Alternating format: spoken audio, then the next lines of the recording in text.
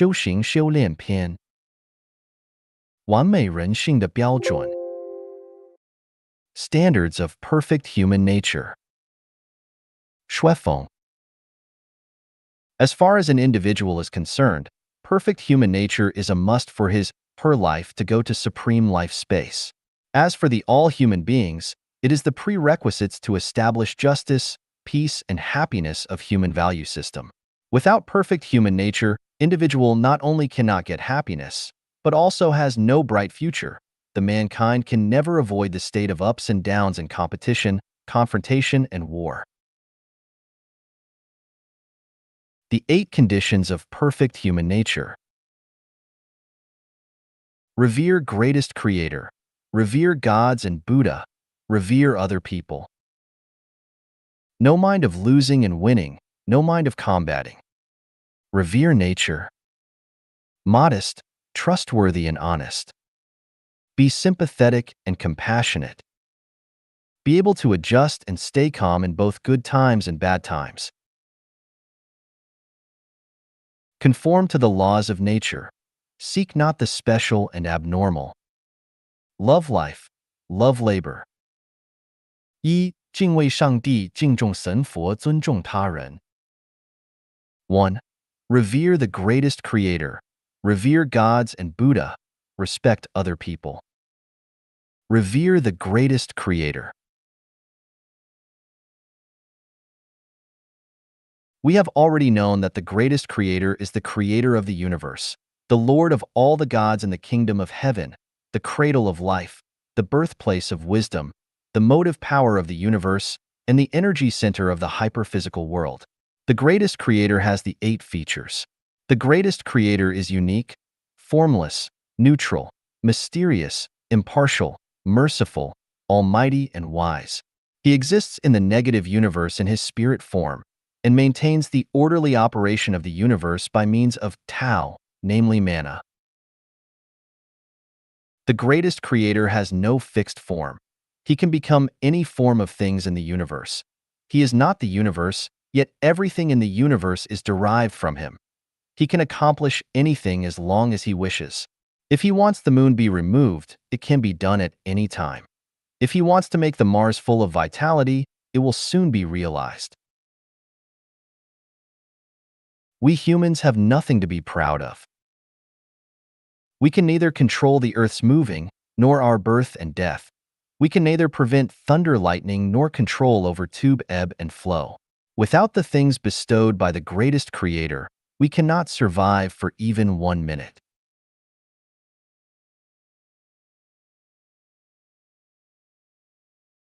What has the dauntless revolutionary spirit of fearless to God and fearless to the earth brought us? Nothing but confusion, poverty, ignorance, and backwardness. The result of fearing nothing, daring to do anything, the sayings that man being the soul of the universe, man being able to conquer nature is belief crisis, a damaged nature, legal illiteracy and illiterate demoralization. Everyone has his own standards and claims, I am the number one. What a terrible thing. As the Tao Te Ching, when people have no fear of force, then, as is the common practice, great force descends, the great dread is the greatest creator. If we don't revere the greatest creator, the flood of Noah's time will befall again. Do we dare not revere the greatest creator? Only by revering the greatest creator can we have wisdom.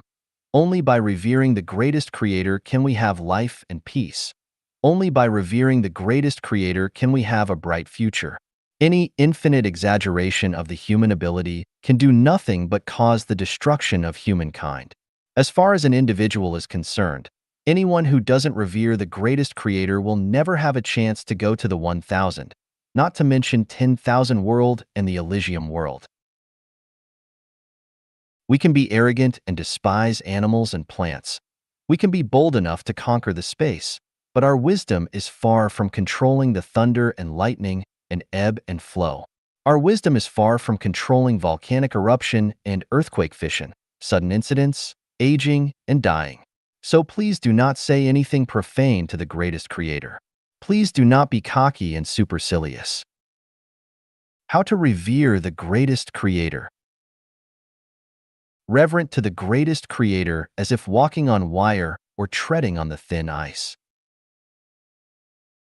Do not ignore the greatest creator and turn to worship other gods or Buddha or worldly great man. Be grateful to the greatest creator from beginning to end. Do not distort the greatest creator and do not profane the greatest creator. Could not speak and act in the name of the greatest creator. Revere gods, celestial beings, and Buddha. Gods specially refer to the gods who maintain the order celestial universe. For humans, refers to Jesus and Satan. The commander of the gods is Allah, the greatest creator. Celestial beings and Buddha are the angels. Celestial Buddha is mainly the gods.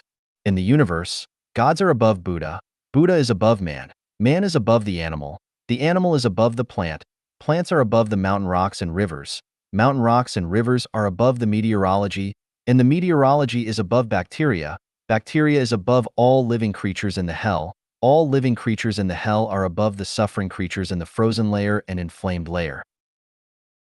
There was only one God appeared in the man's world, that is Jesus. In the history of 3 millenniums years, there appeared one Buddha. He is Sakyamuni. The last man in human society got revelation from God is Muhammad. Besides those, every other gods or Buddha are fake and evil. But in the man's world, there are countless celestial beings, bodhisattva.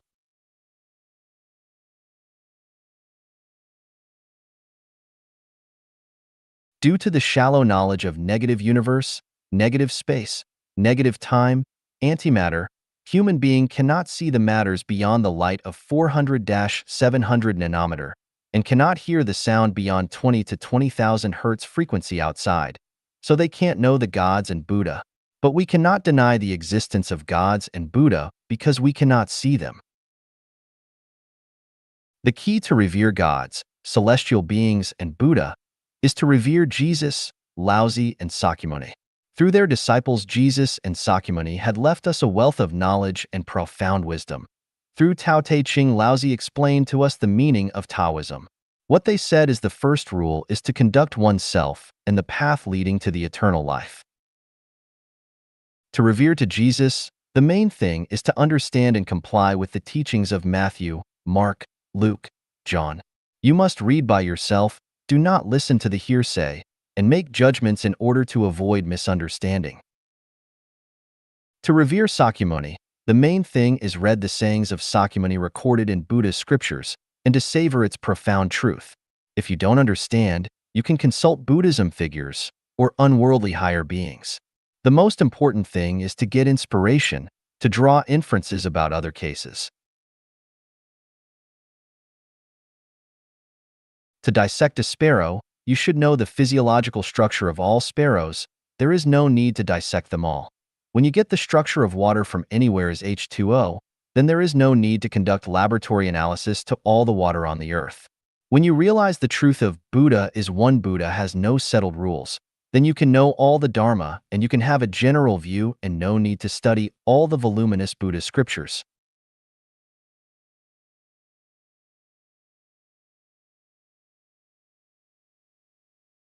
Revere gods, celestial beings, and Buddha, the human nature will be sublimed. Revere gods, celestial beings, and Buddha, you can understand the true wisdom. Revere gods, celestial beings, and Buddha, you can understand the negative universe. Revere gods, celestial beings, and Buddha, you can find the passage to life. Revere gods, celestial beings, and Buddha, you will get infinite benefits. Many people regard reverence to gods, celestial beings, and Buddha as superstition. This is a great misunderstanding. The known world is small, but the unknown world is very large. We should not limit ourselves in the known world due to our ignorance and waste our beautiful life. Respect other people. From the standpoint of secular, people are divided into lowliness and nobleness, but from the essence of life, people are equal. No one's life is nobler than ours, nor is their life lower than ours. As a person with perfect human nature, we have to treat life equally, namely to treat people equally. whether he is a president and great scientist or just a civilian or an ordinary people. Whatever he is healthy and handsome or disabled or ugly, whether he is a millionaire or penniless, whether he is centenarians or a just-born baby, whether he is a royal or in jail, whether believes in Islam or Jainism, we should show our respect to them. What we mean by respect is to accept belief, habits, hobbies, and features different from that of ours. For instance, if you believe in Buddhism, you cannot discriminate against Judaism. If you believe in Christianity, and you can't be egoistic and belittle atheism. You get the habits of drinking tea, but you cannot interfere with those who drink coffee. You like simplicity, but you cannot blame those who like wearing jewelry. You like art, but you should not belittle those who are addicted in commercial making money.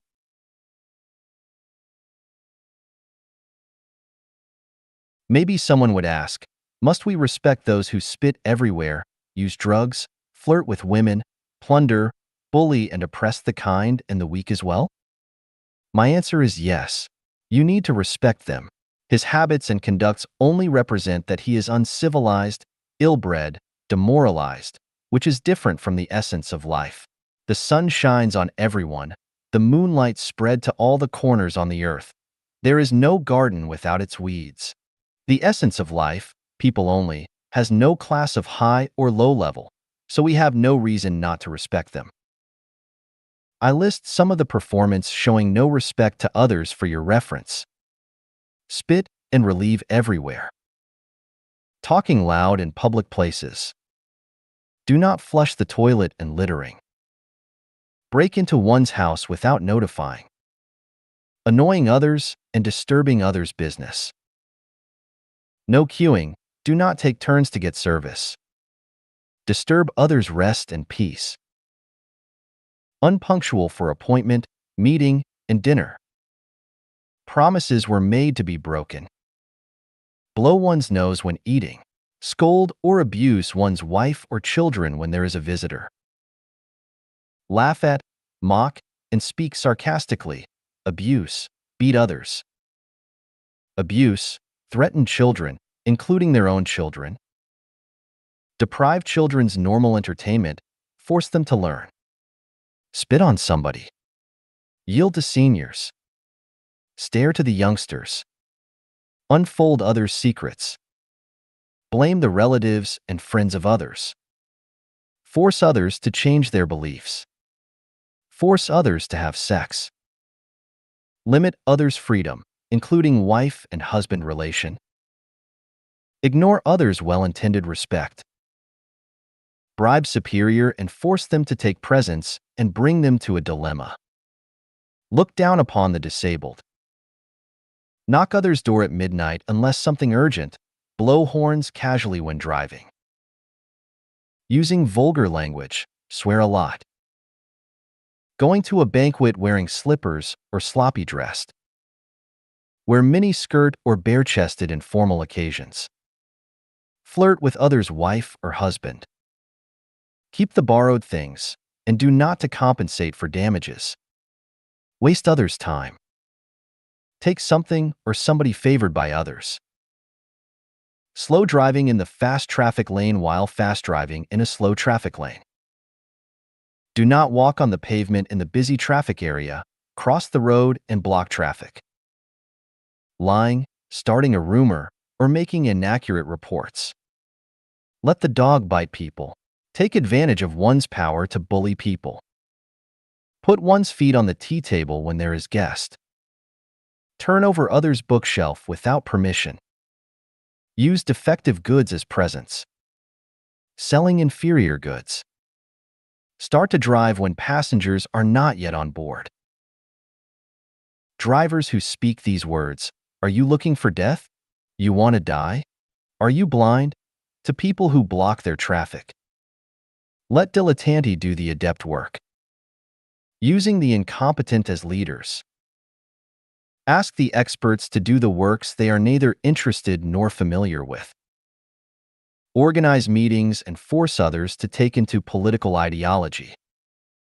Search others' body and purse without official permission. Tracking, investigating, and monitoring others with false charges. Mocking, speaking sarcastically and disdaining one's students as a teacher, cracking down students' self-esteem and self-confidence. Finding all sorts of excuses to collect fees. Degrade colleagues and peers. Speak bad words behind others' back. Be jealousy and demean others' achievement. Excessively touting, praising, and making negative praise.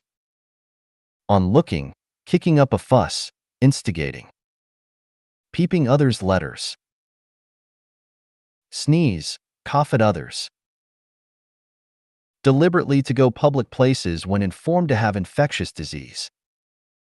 Interference with others' private life. Humiliating others. Let others do business works on holidays or resting days. Farting and taking off shoes and socks in public places. Damage others' image and reputation with false charges.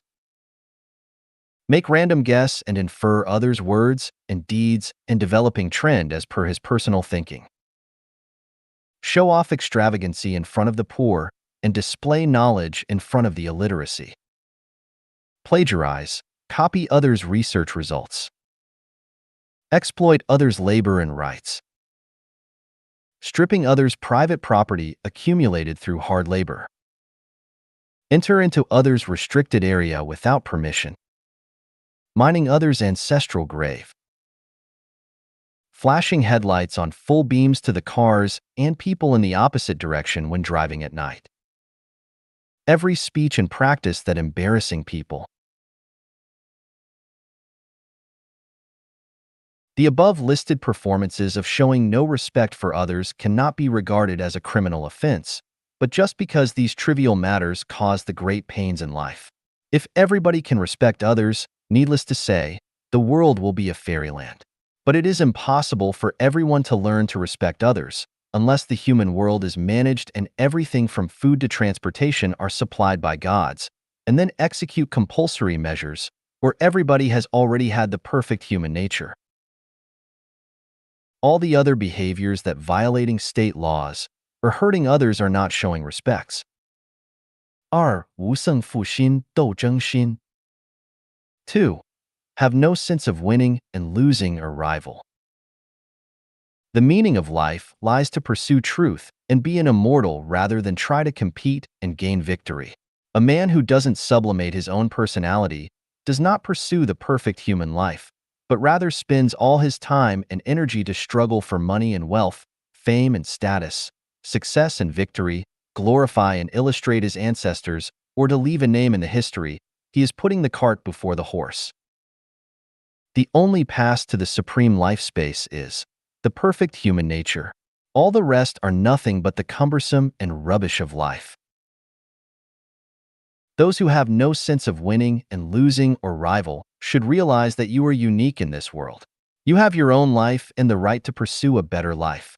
You are behaving yourself in the standards of Allah and the greatest Creator, rather than those standards of the secular society. You get proper conditions of existence through labor. You need not to spend precious life for worthless things. As a member of the human society, you should do your duty and obligation, rather than satisfy the vanity and pride for the catering of the world. If you are a piece of grass, you should not envy the upright poplars and delicate peony. If you are a rose, you should not laugh at the small grass and the dull willows. Don't reduce your life standards and bend your knees to the secular because of the persecution of life. Do not force yourself to do something you do not like. Working is for the sake of perfect humanity. If you are prompted and granted with higher ranks, it is fine. It is not right if you dare not to play golf simply because you are a president.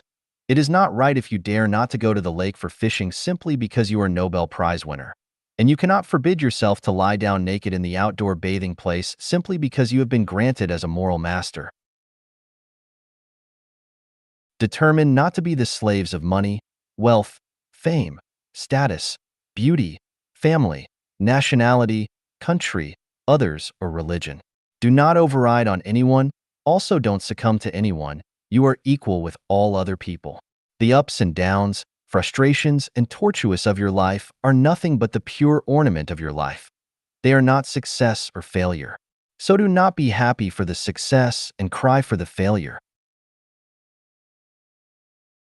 Anyone cannot suppress you in the name of gods, celestial beings, and Buddha, because first you are a man.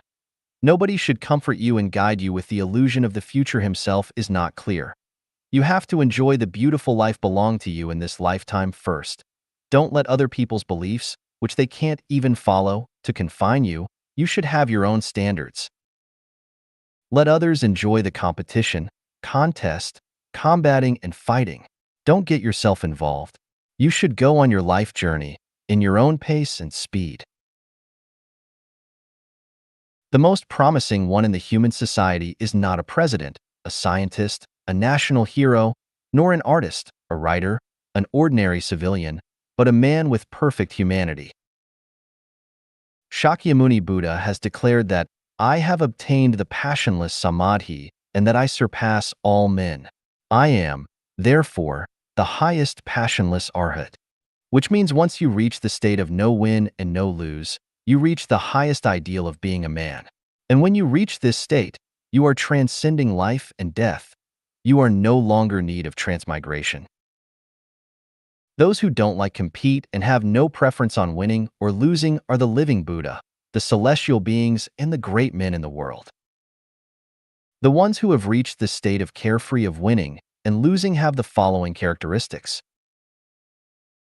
Do not participate in any activities that characterized with winning and losing and will not judge people's success or failure, merits, or weak or strong by winning or losing.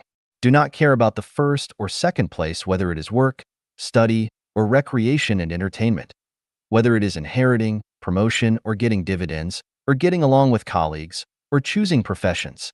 They take what belongs to them. They do not plot, fight for, and rob for something does not belong to them. Leave the right of life to others and death to themselves when in need. Those who reached a mind of no competition have the following characteristics. Do not accept the evolution view of the law of the jungle, the survival of the fittest. They believe that human society can be in the same boat and coexist with each other peacefully. In any field of human activities, there is a best way of peaceful settlement. There's no need to intrigue, cheat, vie, and fight against each other. When people around are attracted by interests and desires and can't wait to fight for them, you just stand aside and be indifferent and see how they fight fiercely to blood bleeding. There is no winner in life. Circumstances alter cases. Fortune is variant. Everyone has to go empty-handed in the end. So what is the point to fight and show off? A person who does not know what his tomorrow is like is always a floating cloud, a leaf in the autumn season, a fish in the pond, a worm in the grass. Look back the history. The fighting for success or failure, winning and losing among human beings has little difference with the battles among animals, such as flies fighting for blood, mole crickets and ants fighting for food, rats biting and chicken pick, fox and wolf chasing, dragon and tiger fighting. You cannot find too much civilization in that. Time and tides wait for no man, so you should cherish your limited time. Do not let earthly disputes get your mind disturbed. Do not fall in the slough and lose yourself in the fighting for victory. 3. 热爱大自然. 3. Reverent to nature. Nature is the precious gift given by the greatest creator, and the earth is the homeland for our cultivation. The rising sun, the gentle attractive moonlight, the twinkling stars, the fresh morning, the cool breeze in the evening, the white clouds floating in the blue sky, the rippling sea, the silver shining beach, the boundless prairie, the primeval forest of green pines, the vast Gobi, the running streams, each high mountain, every valley, each landscape, each river, gives us countless beautiful enjoyment, triggers us infinite yearnings and endless imaginations. We are being nourished by nature, and we are unselfishly dedicated by nature. Every piece of grass, every fistful of soil, every insect, every bird, every piece of wind, every drop of water, all are our lifeblood. When we rejoice in the tremendous progress of modern industrial civilization, staring at the dense smoke from big chimney of the industry, when we are enjoying the power output from countless nuclear stations, using the refined diesel, gasoline from numerous refineries. When we block one river after another from in the middle and build those impounding dams. When we hoping the biology gene engineering will bring us peaches greater than the watermelons. How many of us have realized that our human beings are committing chronic suicide, are digging graves to bury ourselves? When human are being cocky and arrogant and believing that man can conquer the nature. When we are in a full swing to destroy the mountain forests for terrace, remove the grassland for cultivated land, fill the puddles of water for farmland, and turn green mountains and rivers for mining plant, does it ever occur to anyone that we are overdrawing the blessing of our offspring in our next life?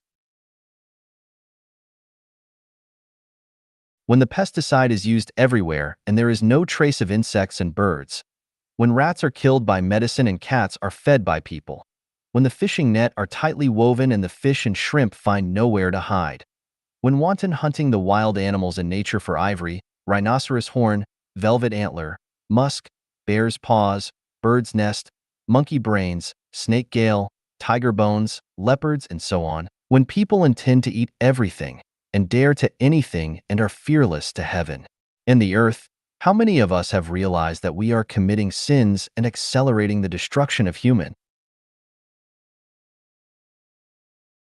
When people are spending a lot of money to buy famous paintings and sculptures for collection and are intoxicated in indoor landscape.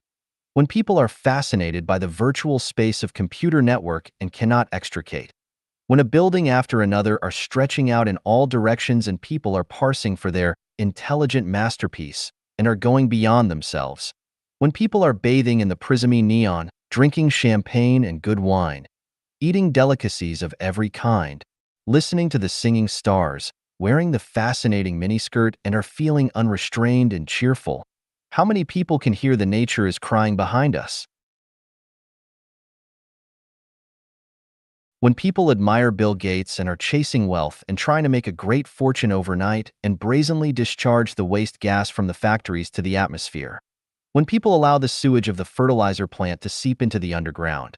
When people pour the hospital infection virus water into rivers and the waste oil from the ship into the sea. How many of us have realized that we are committing crimes and we are murdering people? How to reverent to nature. Do not wear leather jackets or leather shoes or ornaments made from animals. Do not use bags or belts made from animal skins and furs. Do not eat the meat of wild animals. Do not drink any wine or other beverage mixed with the raw materials of animals. Do not raise, catch, and damage wild animals. Do not cut down trees and plants excessively.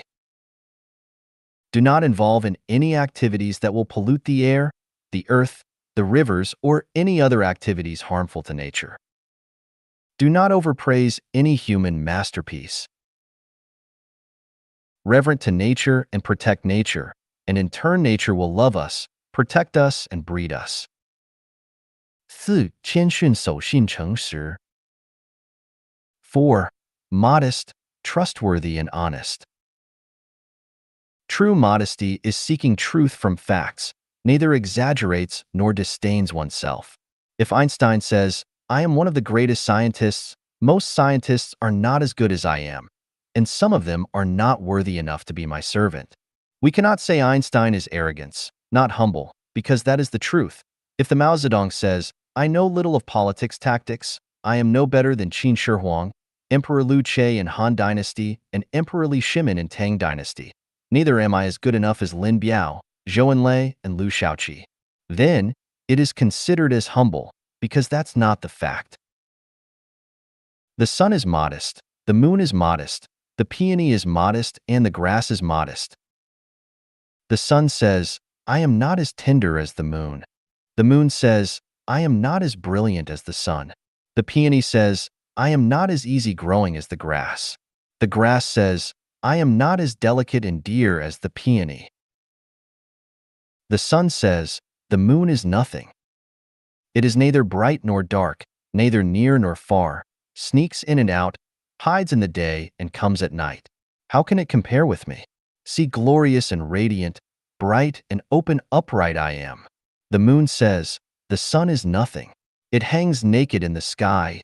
It is defiant, insolent from the masses. It is neither reserved nor modest. How can it compare with me?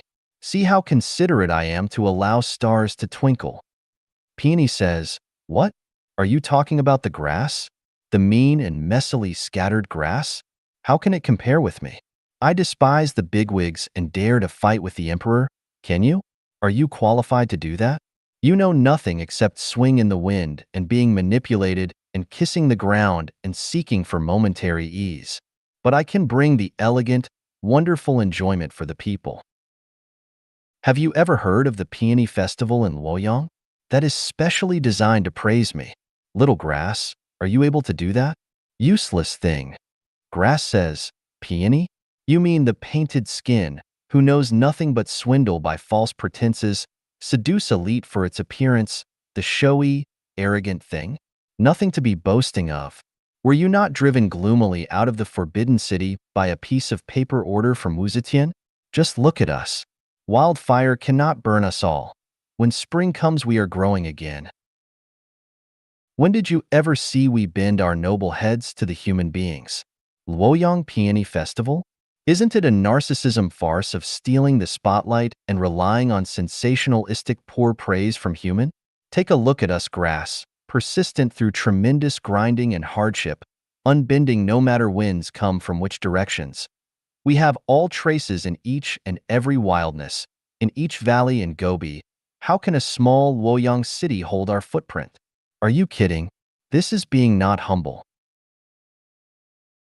I know someone who was same as me and was brought up in a peasant family background. Later she got some fortune by borrowing money from someone and became a shopkeeper's wife. She often says something like this: "Look, the ill-breed ghost of poverty. They are annoying me to death."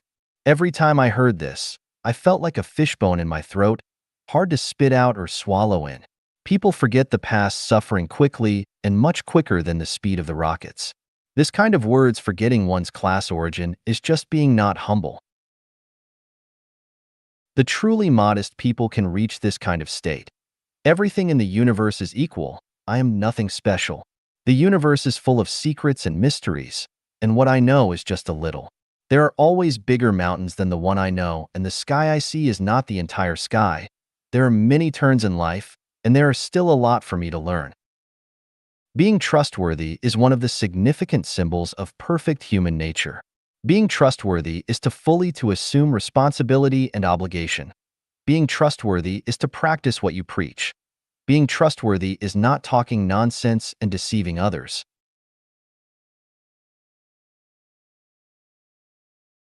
Parents raise children carefully is being trustworthy. Children support the old as being trustworthy. The underlings do a good job as being trustworthy. Superiors show concern and care to the subordinates as being trustworthy.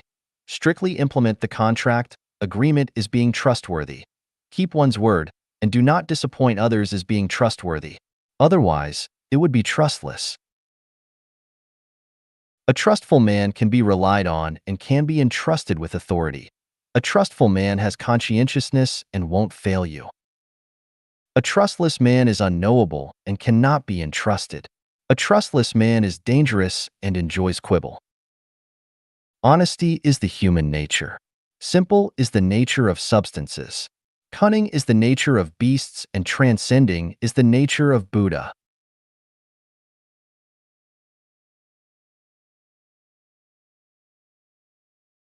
Honesty can be recognized as practical and realistic, neither enlarged nor lessen. Not knowing is not knowing, incapable is incapable, dear is dear, horse is horse, putting on the emperor's new cloths, means wearing nothing at all, thirsty is thirsty and hungry is hungry. What says in the mouth is what keeps in the mind, not beating around the bush nor steering according to the wind, or deceiving his superiors and deluding his subordinates.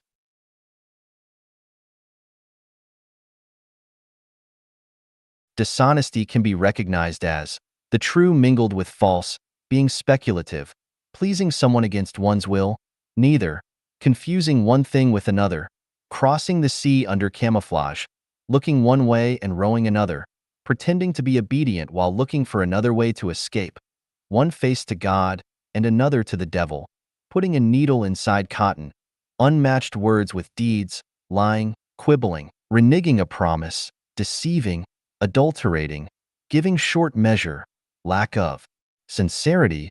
Promises were made to be broken. Dishonest focuses on the four areas of battlefield: marketing place, official circles, love field, where being honest means failure and elimination. But this is not what human intelligence and wisdom crystallization, but the exterior syndromes of evil and sinful human nature. An honest man among a bunch of liars is just like a sheep enters a herd of wolves. A dishonest man among a group of honest people is just like a wolf mixed in a herd of sheep. An honest man might not do something big in a man's world, but he can enjoy a lifetime serene and peace as well as the blessing from another life. Dishonest people can have their days momentarily, even a lifetime, but they cannot have a quiet and peaceful mind and cannot enter the 1,000-year world in the next life. No matter how perilous the life is and how unpredictable changes of our destiny, if you want to have the perfect human nature and obtain good future of eternal, you must be honest and look further into the future and find more valuable life goal, and temporarily give up the lose and gain of a city or town. You must take off the burdens of life and firmly stride towards a more brilliant future. Otherwise, the life can only be transmigrating in the low's life forever. 5. 有同情心、怜悯心、爱。5. Be sympathetic and compassionate love. Be sympathetic and compassionate love is the supreme level of human nature. It is the definite bridge and path to the Buddha. Compassion is to show sympathy to the fate of human misery. Sympathy is to take pity on the tragic result of each individual. It is a sad and stirring image when you review at the history of mankind. Although there are a few images appeared to be smooth on the surface, yet under the seemingly calm picture, there is another open and secret struggle and a distressed view. Let's leave the Flood Noah era and the Black Plague in modern Europe and the Second World War aside. We are shocked to witness the wars between tribes, race, religion, political parties, and the interest disputes between groups, and all these make us lose our confidence in life. Where is the wisdom of human? Where is the way out? Was the brutal struggle the optimum power to drive human history forward? We cannot but help to be grieved and be sympathetic on that account. Okay, let's narrow the top from the entire humankind to the perspective of individual. Look at the dead and the dying and the thousands of millions who are going to die. How many of them have acquired a perfect life? Hunger, disease, anxiety, fear, worry, death has lodged everyone's mind and body. Who can live a life as unrestrained as wishes? The temporary happiness of the poets and artists, musicians cannot conceal their long-time suffering of their minds. The momentous glory of hero, millionaire, emperor cannot block their long-time hesitation. The seemingly power and prestige of the presidents does not mean their mind is more peaceful and calm than the ordinary people. The daily increasing wealth of the businessmen cannot erase their inward anxiety, let alone the helpless ordinary civilians. After thousands years exploration, man still cannot find a good way of living. Isn't that sympathetic? Be sympathetic and compassionate will submate our personality. Without sympathy and compassion, we have no difference with plants, and we will be the same as wild with beasts. Be sympathetic and compassionate will make us clever, intelligent, and reasonable. Yet we have to be cautious that for the people who are strongly self-respected, showing sympathetic and compassionate feeling is regarded as a humiliation. So we cannot easily show compassion and mercy either expression or in action. If anyone is hungry, but if he doesn't appeal to you, don't go to help him. If someone suddenly comes to harm, but if he doesn't appeal to you, don't go to help him. Some people are unreasonable, with undistinguished love and hate, capricious, biting the hand that feeding them. If you sympathize with him and have mercy on him, and he will bring you endless troubles. Like the fable of the farmer and the snake. The farmer showed sympathy and pity on the snake, yet was bitten to death by the poisonous snake. Another example is about marriage. If you get married not because you love and fond of each other, but out of sympathy and pity, then when the days come, you will not find real happiness, and you would become the object of sympathy and compassion. 六，无论处于顺境还是逆境，能自我调整，保持平静。6. Be able to adjust and stay calm in both good times and bad times. The road of life is full of twists and turns. There are uphills, downhills, broad ways and narrow paths, sometimes narrow winding trails, sometimes thorn-strewn paths, and sometimes no way to go. Especially when a person begins to explore the road of life, truth of the universe, his path becomes more dangerous and rugged and is full of crises. The more terrifying thing is no peers, no companions, and one can only walk alone. From time to time you can hear the howls of wolves, the roars of tigers, the hiss of snakes, and the calls of ghosts. The misunderstanding of the crowds, the incomprehension of the relatives, the instructions of the masters, and the habitual thoughts formed through thousands of years make your mind gaunt, tired. Sometimes you are very anxious to lie down and fall asleep, and hope that you will never wake up again. When we are in good times, we should not be arrogant, but should attribute all the benefits to the blessing of the greatest Creator. We should be thankful in our hearts, so as not to be eaten up by pride and beget sorrow out of the extreme joy.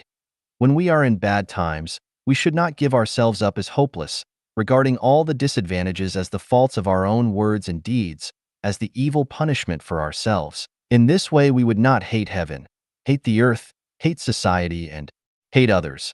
We can maintain a calm state of mind, can make vigorous efforts to turn the situation so as to turn the foul and rotten into the rare and ethereal and turn the bad times into the good times. Here are some ways to deal with particular bad times. Bereaved father in early youth, bereaved wife in prime life, and bereaved son when aged. This is the greatest misfortune for human life, which will make people lonely, confused, perplexed, inferior, and desperate. When such unfortunate time comes, one should perceive things this way. Misfortune generates happiness, and happiness breeds misfortune. Misfortune works as the best catalyst to Buddha. Misfortune can make people attain deeper-level understanding on human life and can enlighten one's understanding on the essence of life. As long as we keep calm, accept it naturally, do not underestimate our own capabilities, and continue to work hard, we will soon step on the road leading to supertime space. Everyone has his own life path. Everything in the universe is causality. Suffering, distressing, and enduring hardship is not entirely a bad thing. Buddha Sakyamuni often teaches us, suffering in the world and despised by common people are to offset the evil of the previous life, and one may enter the high-level life space in the afterlife. Jesus said, "Blessed are the poor in spirit, for theirs is the kingdom of heaven.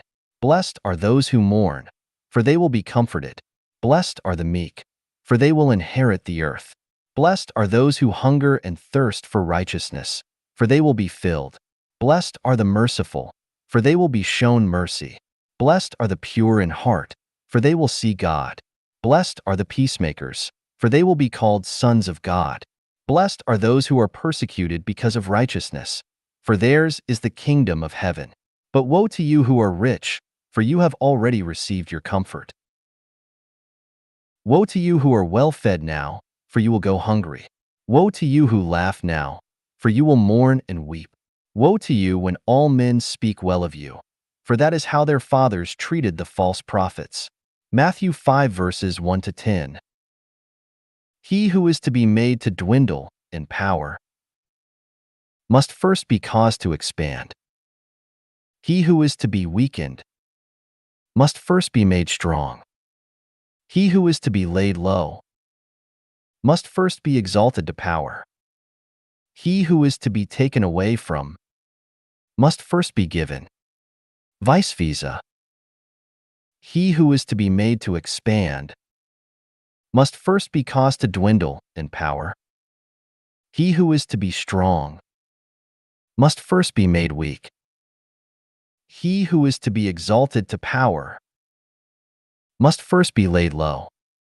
He who is to be given must first be taken away from. From the wisdoms and instructions of Christ Jesus, ancestor of Buddha Sakyamuni and ancestor of celestial Lao Tzu, we can understand. If the greatest creator would love you, favor you, want to offer you eternal life, they will first make you locate under the condition of poverty, hardship, suffering, and torture. When heaven is about to place a great responsibility on a great man, it always first frustrates his spirit and will, exhausts his muscles and bones, exposes him to starvation and poverty, harasses him by troubles and setbacks so as to stimulate his spirit, toughen his nature, and enhance his abilities. If God is going to lead you to the high-level space, He must first make you suffer and confuse. Otherwise, people will be arrogant and selfish, will be out of all reason, and will refuse to accept any persuasion. Without all those suffering, you can never go to the 1,000-year world. The future is so splendid and wonderful. Whatever the suffering and torture would be nothing for us. Therefore, we must understand the following. He who is aware of the male, but keeps to the female. He who is conscious of the white, bright, but keeps to the black, dark. He who is familiar with honor and glory, but keeps to obscurity. Only in this way, we can avoid being trapped in the worldly mire. Being framed up, but one found it hard to vindicate oneself. Being misunderstood and framed up, one will feel more suffered than that of being openly hacked by knife and chopped by axe. He cannot divert himself from the inner anguish and bitterness. In most cases, this is the cause of human suicide. In this adverse situation, we cannot treat ourselves and the society with conventional thinking pattern. Complaining and calling for redress, blaming everyone and everything but oneself, being filled with indignation and being hostile to society can only speed up the collapse of one's own mind. We must understand, right and wrong should be left for God discerning. Merits and faults should be left for Tao assessing. Life and death, honor and disgrace should be temporarily given up. One should quietly wait for the good times of spring blossoms. One should firstly put oneself in a deserted island inwardly, seeing the Western world in cold detachment across the sea. At the same time, one should change this adversity into the turning point of life, work hard to explore the essence of life and human life and win over another way out. Unable to afford treatment when suffered from fatal illness. In such adversity, one should not lament his fate, nor should span 1,000 miles and waste time, effort, and money to look for panacea. Qin Shi Huang sent 3,000 young boys and girls to the so-called Penglai Island to seek the elixir. As a result, they disappeared without a trace. Emperor Li Shimin, from the Tang dynasty, ate the panacea made by Yuan Tiangang, who was a famous astrologer and Taoist, also failed to prolong his life. Let alone us, these poverty-stricken common people, we go out early and come back at dusk and live frugally throughout the year. We cannot afford any money to consume. Moreover, the present medical fee is so expensive, we cannot even afford it. However, what deserves us to feel sorry and pity are our beloved relatives, because they are the people who feel the real sadness and pains, not us, because they want to subsist, and there is still a long way ahead of them. So we must first take into consideration for our relatives and friends. Well, for ourselves, should we lose our spirit, wear a long face, be depressed and let it be? Surely not. The Bible says, "The mind of sinful man is death, but the mind controlled by the Spirit is life and peace." No one can be immortal, and death is not terrible. What terrifies us are the life of spiritual entity which will move towards the lower bound after the death of our flesh life. As we are faced with death and our time in the world is running out, we need put all our mind on the construction of our life of spiritual entity. In this way, our life of spiritual entity can be led to a better life space after we die. The real happy life is not being born in this world at all, and is to go directly to the high-level space U. In the second place, it is the people who die immediately after the birth. In the third place, it is the people who dies just after passing their childhood. The worst of life is the people who live confused and puzzled and have to suffer at the age of 80. Because the earlier the death, the less the sin. The less the sin, the more chances to go to the high-level life space. How to build up a spiritual entity life.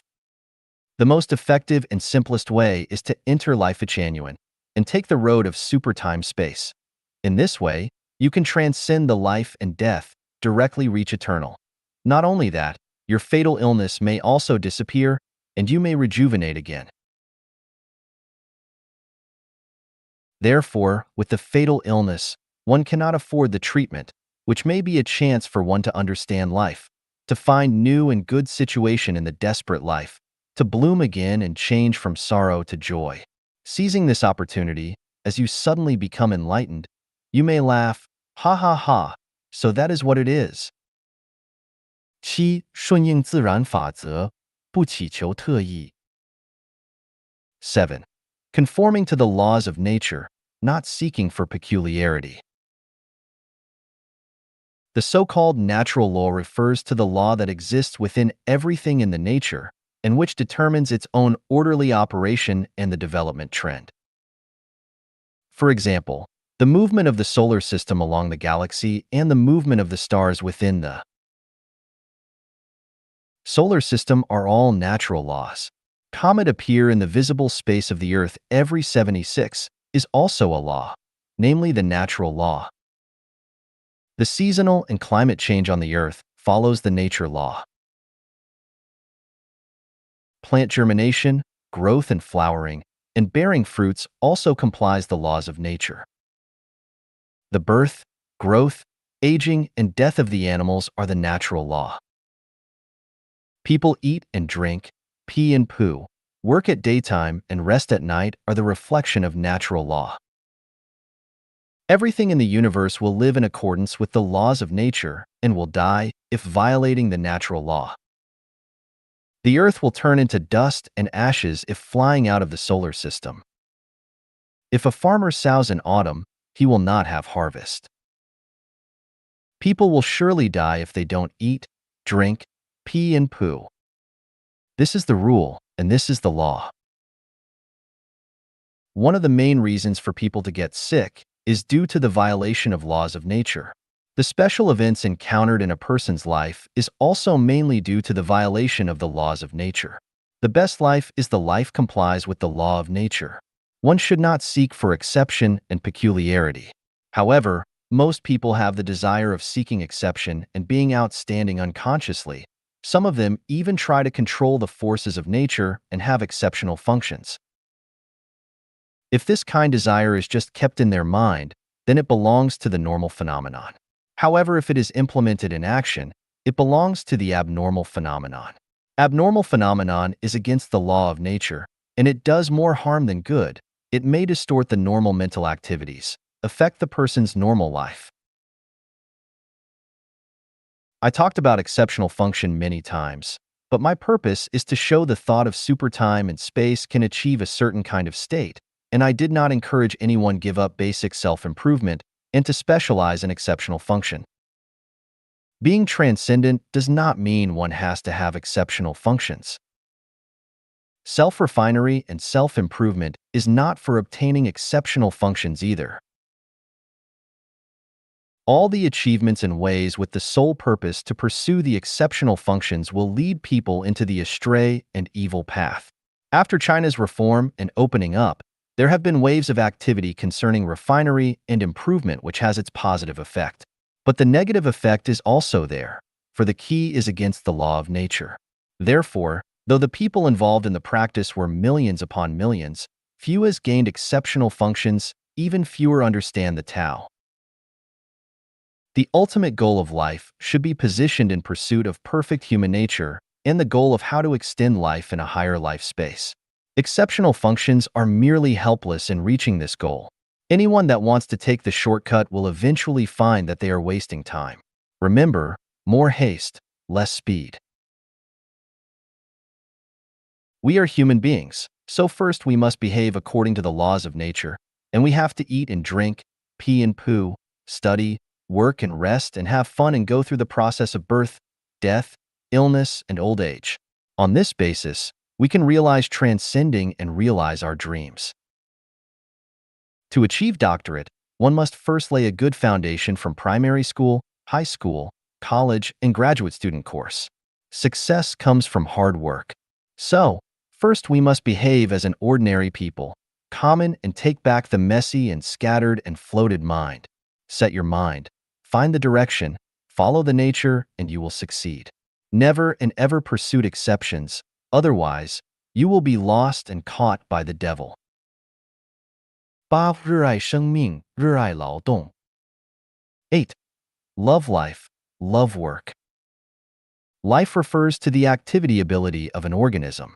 The thinking ability, labor ability, and all other activities including talking, walking, eating, blinking, tickling are the expression of life forms. Life is 1 plus 1 is equal to 1. The first one refers to the physical flesh, and the other one refers to the spiritual entity. The combination of the two parts of flesh and spiritual entity constitute a complete life. Flesh without the spiritual entity is a dead body, and the spiritual entity without flesh cannot move in the three-dimensional space. Flesh is like a computer's hardware, and spiritual entity is like the computer's software. Without software, the best computer can be nothing but useless trash. Therefore, the flesh is the carrier, namely the vehicle of the spiritual entity, and the latter is the true essence of life. Our flesh is given by our parents, but our spiritual entity is given by the greatest creator. Therefore, love life is to protect our flesh, to show respects to our parents, and love spiritual entity, to revere the greatest creator. Life is above everything. Love life is to respect parents and revere to the greatest creator. Persecuting life is to contempt to parents and is to fight against the greatest creator.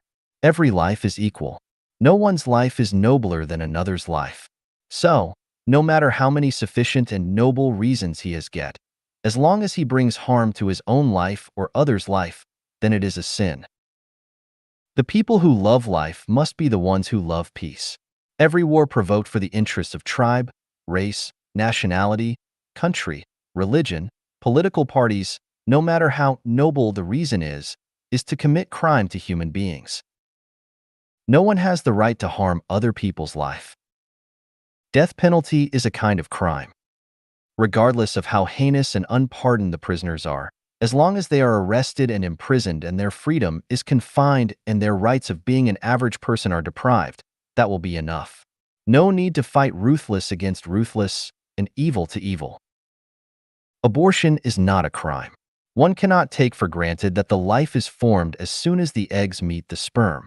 The life of fetus is only formed 10 days or so in antenatal, and it starts when the spiritual entity from another space enters the fetus flesh through space tunnel by the anode black hole body. Before that, the fetus is just flesh with no spiritual entity. Its activity is the continuation of the maternal parent life. It lives when the parent body lives and dies when the parent body dies. This is like building a house. We lay the foundation, build walls and roofs, install doors and windows. Only when everything is ready and people move in, the house can become a home. We can't regard a deserted house as a home. We surely cannot take a building with only 4 walls and without windows or doors as a home. The first principle of loving life is to revere to the greatest creator, because the spiritual entity of life comes from the greatest creator, without which our life will be water without source and tree without root and will be withered at any time.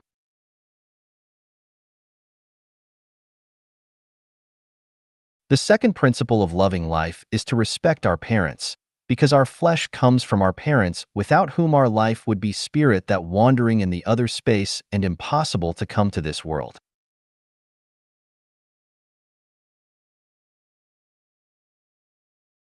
In the man's world, we see many people take time and energies in the pursuit of money, fame, and let their parents pass their time lonely and desperately.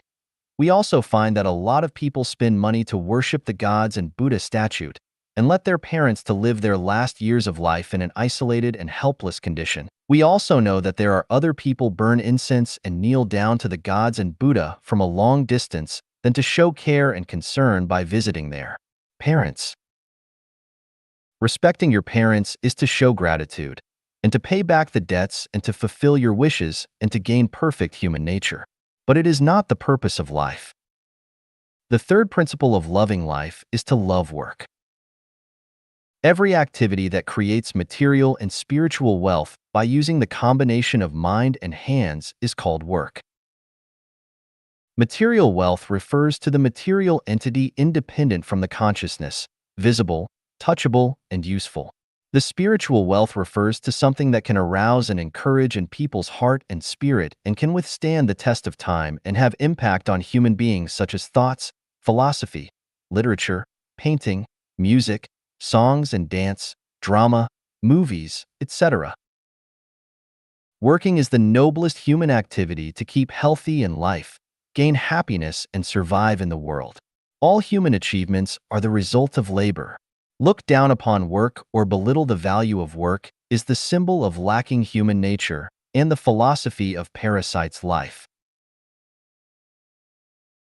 Work is mainly embodied in the activities of scientists, engineers and workers, farmers, writers, thinkers, artists, including lyric and music composer, television movie producer, etc. Trim a piece of lawn, boil a pot of cold water, make a dish, make a hairdo, design a style, sew a dress, remove a pile of junk, plant a potted flower, plant a tree, write a novel, cultivate a talented person, make a prescription, and deliver a baby, and others all belong to the category of work. Activities such as inviting guests and sending gifts, traveling for fun, keeping fit or exercising, eating, drinking, pulling, and peeing do not belong to the scope of work. Stealing and robbing, cheating and blackmailing, dividing the plunder and reaping the profits do no belong to the working category.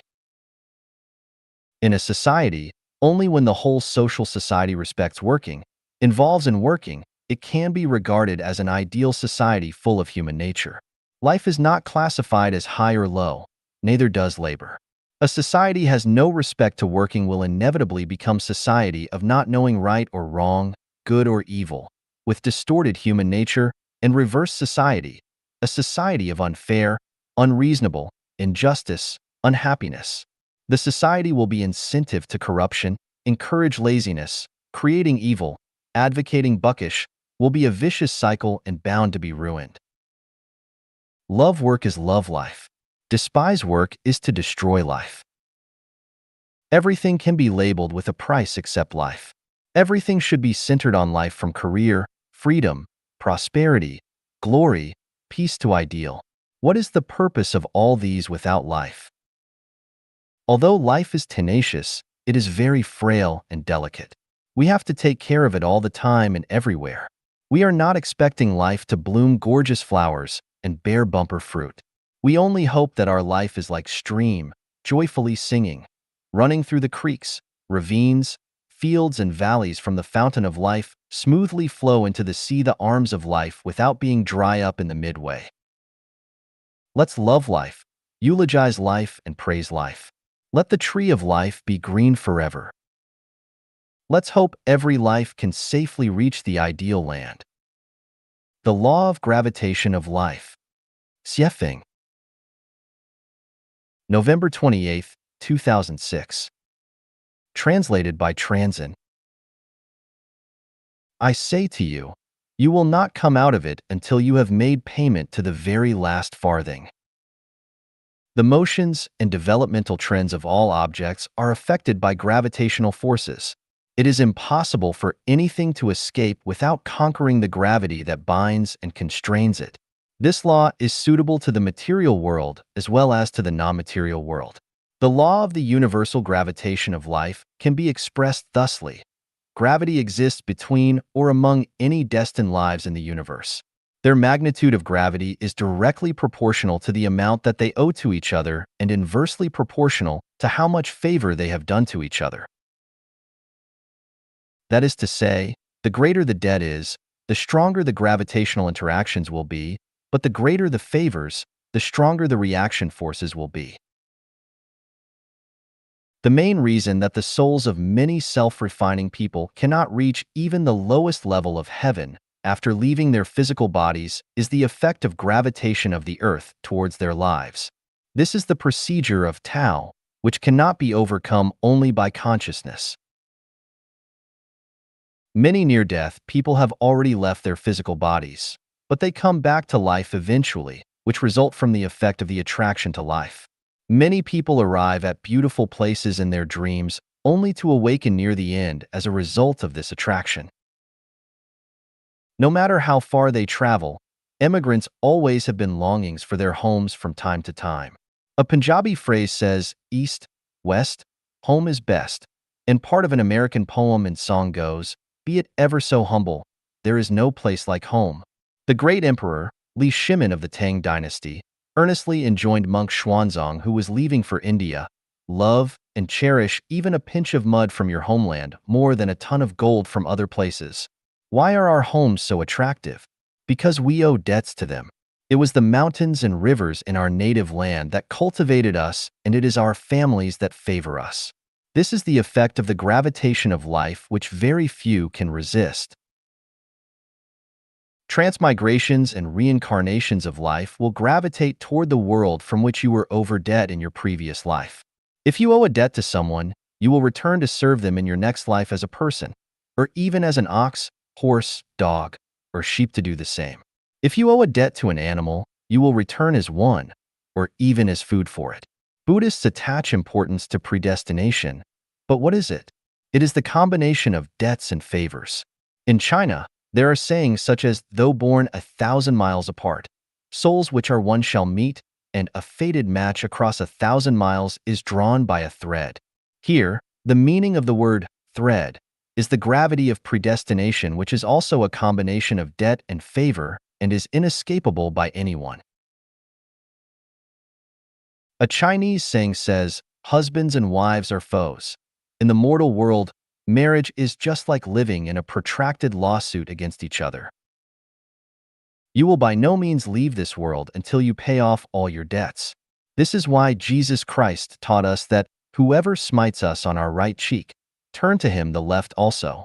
Buddha Sakyamuni said in the Diamond Sutra that, furthermore, subhuti, if a virtuous man or woman who receives, holds in mind, reads and recites this sutra and become despised by others, that because one is bound to suffer from evil destinies in retribution for their past sins, their karmic sins can be eradicated by enduring others' contempt of present life, so they will attain peerless perfect enlightenment. Actually, you are blessed if someone reviles or persecutes you, and this is one of the most effective ways to pay your debts.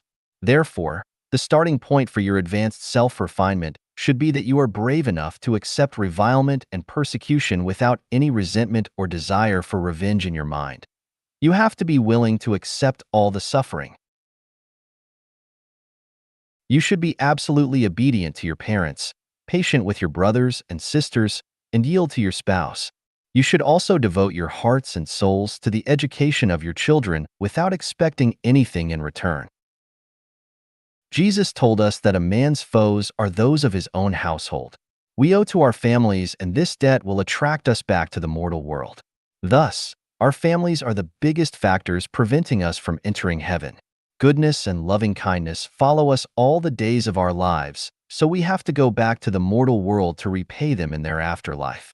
Therefore, any advantage or benefit that we derive from the mortal world is just glue which will restrict us from entering heaven. In Matthew 10 verses 35 to 40, Jesus Christ taught us, "For I have come to set sons at variance against their fathers, daughters against their mothers, and daughters-in-law against their mothers-in-law, and their foes shall be of their own households. Those who love their fathers and mothers more than me are not worthy of me. Those who love their sons and daughters more than me are not worthy of me. And those who take not their cross and follow after me are not worthy of me. Those who find their lives shall lose them, and those who lose their lives for my sake shall find them. Verily I say unto you, there is no man that hath left house, or parents, or brethren, or wife, or children, for the kingdom of God's sake, who shall not receive manifold more in this present time, and in the world to come life everlasting. Jesus' words tell the exact truth.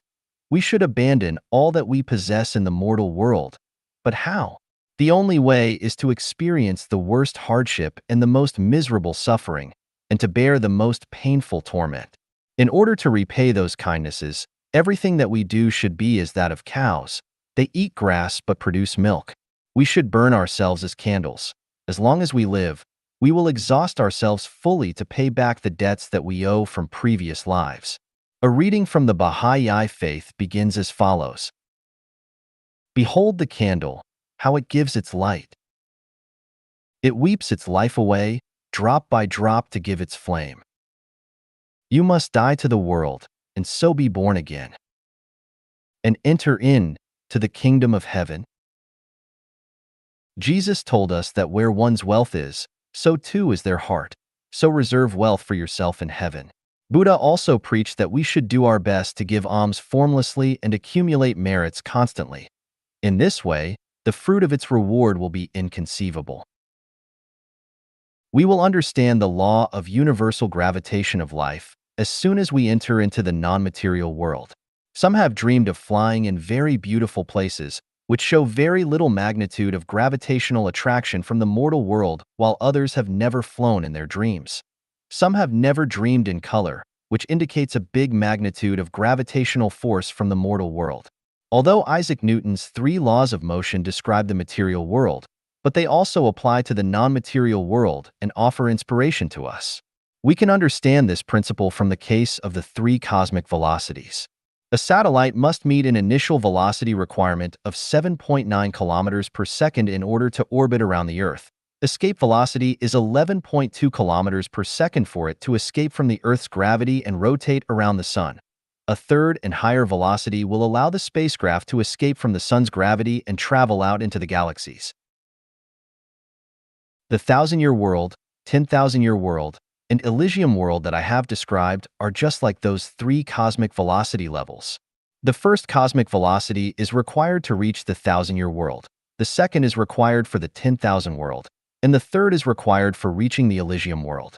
It is impossible to reach the above 3 worlds unless the requirements for the minimum speeds are achieved. Of course, this is a metaphor, but the concept applies. Pay your debts and free yourselves from the shackle of the gravity of lower life space. Pay that final farthing that you owed to the lower space lives. The best way to do this is to give alms formlessly and accumulate merits. Do you know why the best way to self-improve and self-cultivate is to help construct Life Genuine? It is because we are initiating the Life Genuine era for humankind, and this era will not only benefit humankind, animals, and plants, but also rivers, lakes, the sea, and the sky. We are accumulating the greatest merits which are sufficient to offset all that you have owed to all forms of life throughout all time, including what we owe to our families. Why should we revere life and nature? This is the basic principle. Understanding these principles, we will feel sweet even when enduring hardship and tiredness. The enjoyment should be given priority to others, and the hardship and tiredness should be left for ourselves. One should set up a superior goal, work hard on an ordinary job, and lead a humble life. In this way, we will burn ourselves as candles to the greatest extent.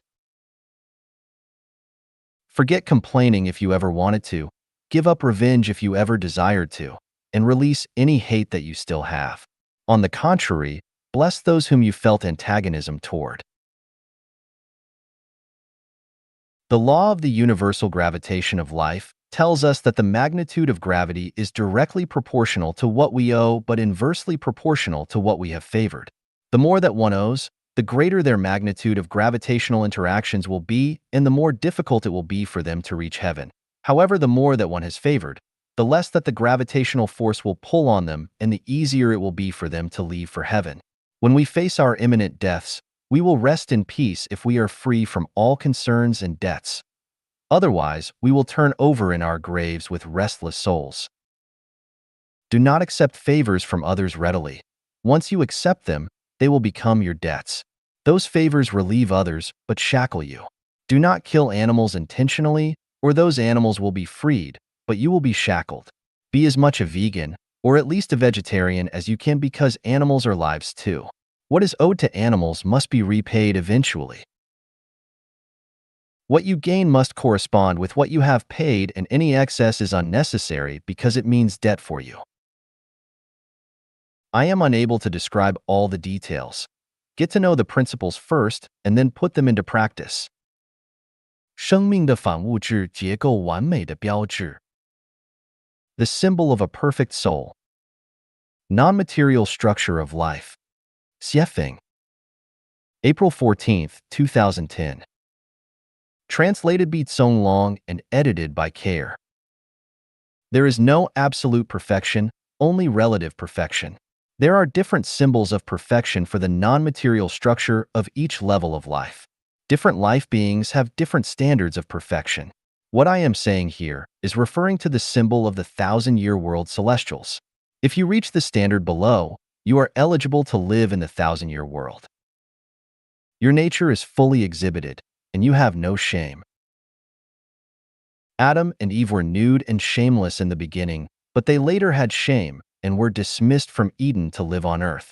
If they had wanted to go back to Eden, they would have needed to return to their nature and eliminate the feeling of shame. Jesus once said, "I tell you the truth, unless you change and become like little children, you will never enter the kingdom of heaven." Children have no shame. They just follow their nature and they are not fettered. Nature is the state of Buddhahood, without shame and letting one's nature be displayed entirely so that they can return to the kingdom of heaven. All creatures, even a blade of grass and a piece of wood, are your friends, and you never hurt any insects or birds. You are one with heaven and earth. You coexist harmoniously with everything. You are friends with plants, and even insects and birds are your friends, and you never hurt any life. You are innocent and artless as a child and good at playing and entertaining. The 1,000-year world is a place of happiness and joy. If you cannot reach the state of innocence and artlessness, you will not be able to live in the 1,000-year world. You are worry-free and carefree when going anywhere, and you treat people you meet as your family. You are absolutely selfless and nothing can bother you. You see every place as your home. Everyone likes you, and you like everyone you meet. You do not have the idea of differentiation, and you treat everybody equally. You own nothing, possess no one, are never jealous, and never compare yourself with others. You are well integrated into nature and the community. You own nothing, nor do you possess those whom you love. You are not jealous of your fellows. You only praise and love them. You never compare yourself with others. You are healthy, positive, and optimistic, and never have negative feelings. You are mentally and emotionally healthy, positive, optimistic, and you never have negative feelings. You always bring happiness and fun to the people around you. You never hesitate or worry, and you are not even on your guard against anything. You are ordinary and keep a low profile, and you never hate anyone or try to feel superior. You do not have the feeling of lowliness or nobleness, superiority or inferiority. You only react when you feel the call in your heart. You are able to adapt yourself to any circumstance. You never act out of bravado or pick on anybody. You never have the desire to manage or control others, and you do not know hatred, discontentment, or what outstanding and superior are. You do what you like, but within boundaries. You are free and unrestrained, but even-tempered. You revere the greatest creator, life, and nature, and you maintain these values. You love life and all creatures. You are always grateful, and you get along well with the group. You do not have neither bad habits nor a bad temper. You never complain or get angry, and you never make mischief among people, but you never swallow insult and humiliation silently or allow your will to be abused. You are free and unfettered. If you have ascended to the above 8 standards, you have reached the first milestone and have stepped into the group of celestials. You can further self-cultivate on this basis to qualify to live in 10,000-year world in the Elysium world. 在画人生和生命线路图 The roadmap of life and life.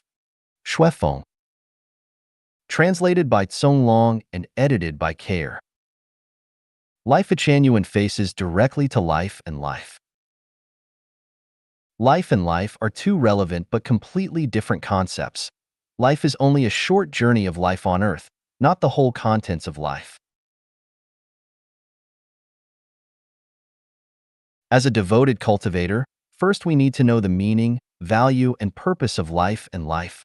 Otherwise, our life is confused, and we will not have a beautiful future for life.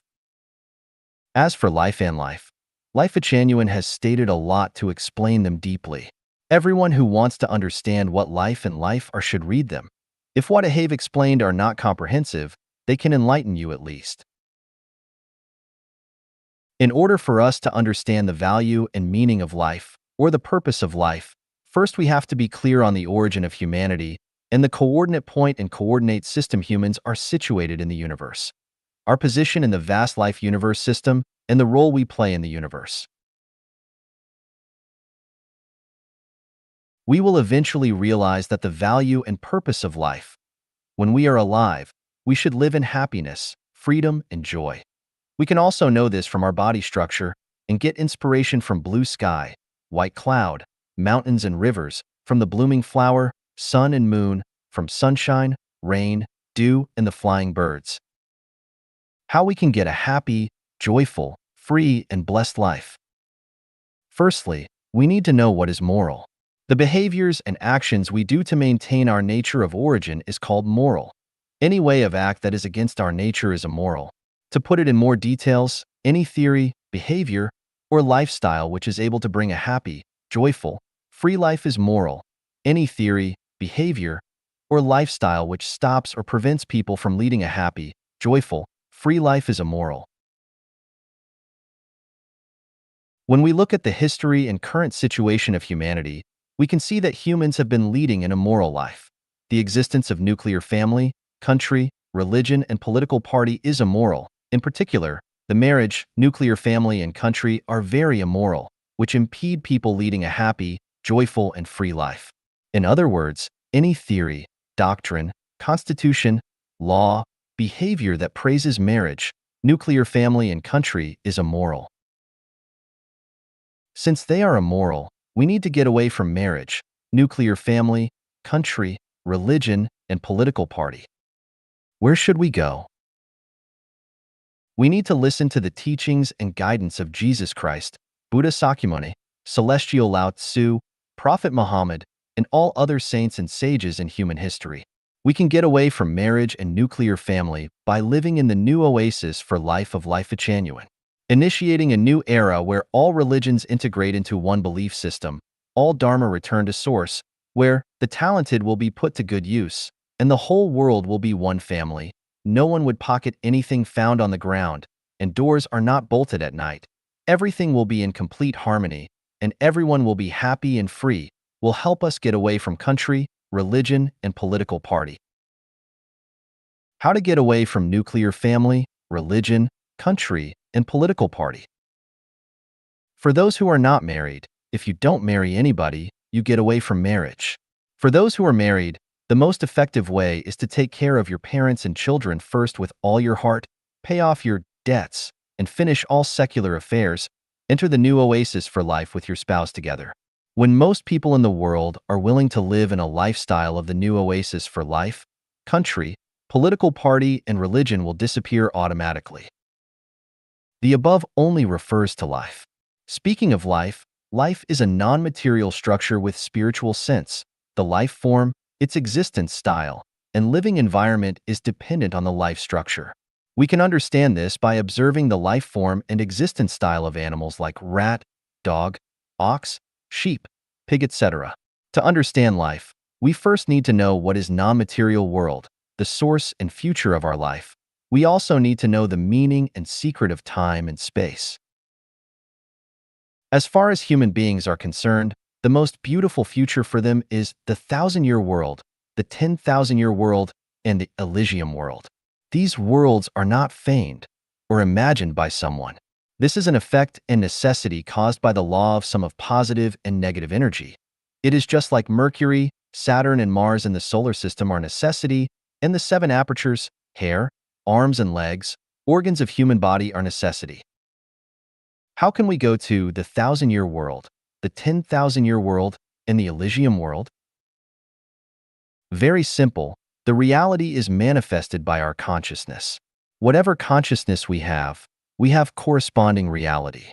That is to say, when we possess the consciousness of the celestials in the 1,000-year world, we can go to the 1,000-year world. Likewise, if we possess the consciousness of the celestials in the 10,000-year world, we can go to the 10,000-year world.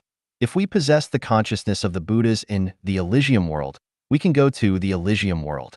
When we possess the consciousness and quality of super-celestial beings, we can go to the Celestial Islands continent, one of the Elysium worlds. However, there is an issue. Life has gravity, which is directly related to our debts and karma. In other words, we have to pay off the debts we accumulated in our previous lives and settle and finish secular affairs. Otherwise, our dream is just a dream. In Bible, Jesus told us, if we still have debts, even 1 penny, we will not be able to get away from that place. So how can we pay off debts and settle our secular affairs as soon as possible? Buddha Sakyamuni has already given us a direction in the book Diamond Sutra. The answer is formless alms, giving, because its return is inconceivable. How do we do formless alms, giving? The best way is to take part in the process of building Life Genuine and initiate a brand new Life Genuine era. All people, no matter they are white, black, or yellow, no matter they are rich, poor, or middle class, no matter they are president, minister, or civilian, no matter they are prostitute, thief, or robber, let's try to make everyone lead a happy, free, and blessed life at the same time. Restore the beauty of Mother Earth. How can we take part in Life Genuine cause and create a Life Genuine era for humanity? Very simple. Act according to the teachings of Lao Tzu in Tao Te Ching. Therefore the sage embraces the One and becomes the model of the world. Through possession of the One, the heaven was clarified. Through possession of the One, the earth was stabilized. Through possession of the One, the gods were spiritualized. Through possession of the One, the valleys were made full. Through possession of the One, all things lived and grew. What is the core of One? The core of One is the way of the greatest Creator. Prophet Muhammad, PBUH, warned us in the Quran, O company of jinn and men, if he can overpass the bounds of the heavens and the earth, then overpass them. But by our leave only shall ye overpass them. So who should we rely on? Allah, the greatest Creator. We need to revere the greatest Creator and walk on His way. There is one more important thing we need to note. That is, we need saved treasure in heaven, because Jesus taught us, for where your wealth is, there will your heart be. So for where your heart is, there will your future be. As a cultivator, we need to accumulate merits, which are our wealth in heaven. And the biggest merit is to pioneer Life Genuine era for humanity. Wish everyone realize his dreams. 成禅院草的唯一目的是自成正果. The only purpose of becoming a Chanyuan celestial is to accomplish the spiritual state of immortality. On one's own. Xiefeng. December 4th, 2011. Translated by Treasure and edited by Care. A spiritual state of immortality is peerless, correct, and perfect enlightenment, also the most perfect end result. To accomplish the spiritual state of immortality on one's own means that after being tested by desire, anger, ignorance, jealousy, and pride, and surviving calamity and hardship, one can finally acquire enlightenment and perceive nature, realize the secrets of life and life, then achieve Buddhahood fruit or the super-celestial being fruit, reach the Celestial Islands continent of the Elysium world, be free from the samsara and free from all confusion, and enjoy the boundless joy and pleasure of life. To accomplish a spiritual state of immortality on one's own is the only purpose of becoming a Chanyuan celestial. There is no other purpose except this one. The way to become a Chanyuan celestial and accomplish the spiritual state of immortality is this.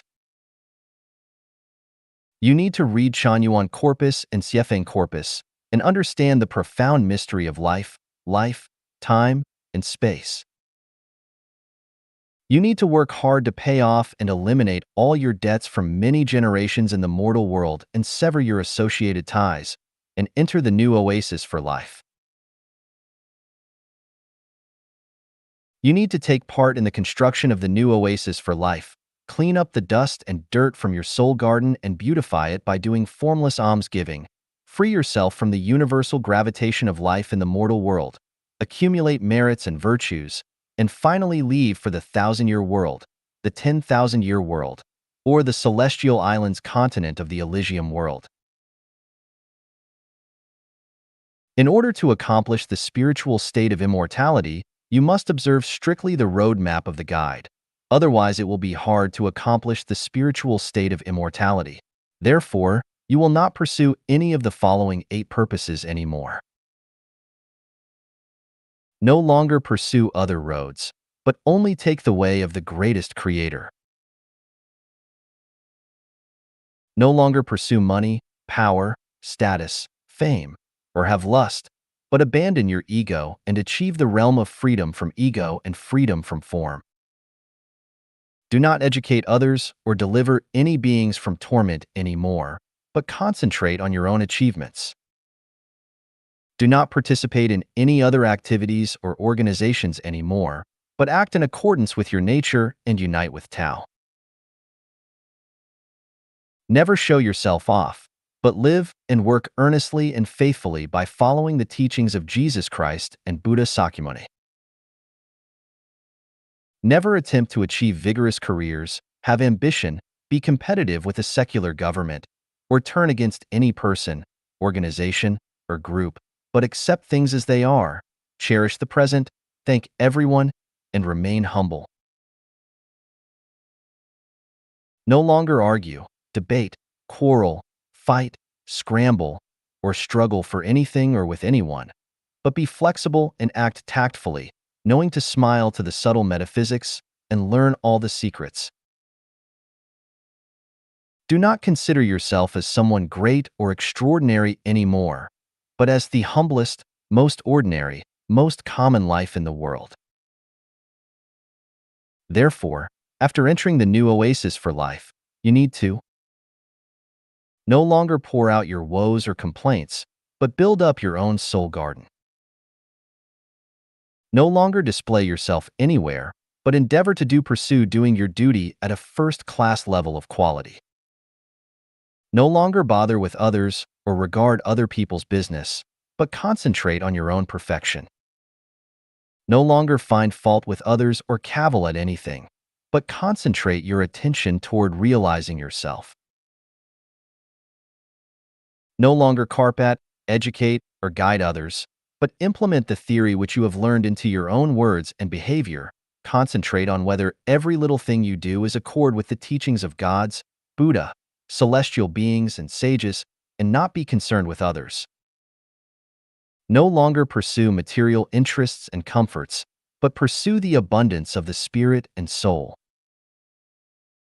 No longer discuss or comment on others, nor stir up enmity and make mischief, but pursue coexistence in harmony with every brother and sister. Be a simple and honest person, not a shrewd and capable person. Be a sincere and frank person, not a scheming and defensive person. Be a natural person who can spontaneously play a game or have fun like a child, not a sanctimonious little hypocrite whose flattering lips speak with deception. The self-cultivation and self-refining in life at Chanyuan are different than any other kind in history. The traditional forms of self-cultivation and self-refining do not work in life at Chanyuan. This is full coordinate and holographic self-cultivation and self-refining. To be a Chanyuan celestial, you must rid yourself of inherent consciousness, thinking, and habits, but realize yourself with the whole new thinking and the whole new way, then accomplish the spiritual state of immortality. 初级祈祷语 Our primary prayer. Siefeng. Translated by Treasure and edited by Care. To the Supreme Master of the Universe, Allah, ancestor of Buddha, greatest creator. You are the cradle of life and the birthplace of wisdom, and I sincerely thank you for bestowing life upon me. I am but a blade of grass between mountains, a grain of sand in the oceans, and you blessed me with spirituality so that I can enjoy the wonders of nature. I used to be obsessed with the mortal world and was unaware of what truth, goodness, and beauty are, or what falsity, evil, and ugliness are, and my words and deeds had often offended heaven and earth, counter to your will. I repent deeply and beg sincerely for you to forgive me for my sins. I am willing to be your servant, to follow the way that you guide me, and to receive punishment for my transgressions. Beloved Allah, ancestor of Buddha, greatest creator. Thank you deeply, for you have always understood my heart and have shown mercy on this tiny life of mine by allowing me to enter life genuine. No matter how boundless the universe is, it cannot exceed your supernatural power. No matter how deep the rivers are, they are shallower than your wisdom. I am willing to repent and become a new person. I will support and honor my parents, care for my wife, love my children, and create a harmonious and happy family. I will lead a simple life and no longer pursue illusory things. I will no longer compete with others. I will no longer drift through life and waste my time. I will love life deeply and maintain my health. I will love nature and never cut down grass and trees at will, kill creatures, or discard filth. I will no longer allow the ignorant to waste my precious time or allow meaningless things to deprive me of my physical and spiritual freedom. Bathed in the light of your wisdom, I dedicate myself to self-cultivation, proceeding with neither hesitation nor regrets. Almighty Allah, ancestor of Buddha, greatest creator. I no longer misunderstand you with my own shallow knowledge. Please forgive my previous ignorance and stupidity. I am a mere mortal now and know little about the universe, life, and nature's mysteries, so I need some time to understand them before I reach the realm of wisdom. I pray for you to give me health, wealth, and freedom. May you keep my loved ones safe and give me more guidance so that I will be transformed and reborn and overcome all worldly thoughts in order to attain sainthood as soon as possible. Omnipresent Allah, ancestor of Buddha, greatest creator. I am eager to receive your supervision to test me at any time and in any way. When the rosy dawn bathes the earth and the red sun rises from the east, your servant will have risen up, cleaned up, and begun a new day of life in good spirits. Frustration, failure, displeasure, and dissatisfaction have left me, and I will let nature take its course and not chase success stubbornly. I want to enjoy every little bit of my life, even in the face of all misfortune, with a smile. When the bright moon hangs in the sky and the wind blows softly across the field, your servant will have washed away all the dust and dirt around and will be reading and meditating under a lamp. Supreme Allah, ancestor of Buddha, greatest creator. I pray to you in the name of Jesus Christ, Buddha Sakyamuni, and Mohammed, PBUH, and approach you with self-improvement. Please accept your servant and fulfill my wish. Amen. 终极祈祷语 Our intermediate prayer. Xiefeng. Translated by Treasure and edited by Care. Master of all gods, Allah, ancestor of Buddha, greatest creator. You are the prime mover of the universe, the energy center of the supernatural world, the spring in the desert, the beacon in the fog, and I sincerely thank you for endowing me with wisdom. After several years of self-improvement and self-cultivation, I can see the structure of the Earth's universe clearly, understand 36-dimensional spaces, and know the reasons and processes for the rises and falls of life in different spaces so that I can escape the wrong path in order to sense the true meaning of life. I have acquired knowledge about life, learned the purposes and values of time and space, and seen a much larger, more wonderful, and more perfect universe than I had previously imagined.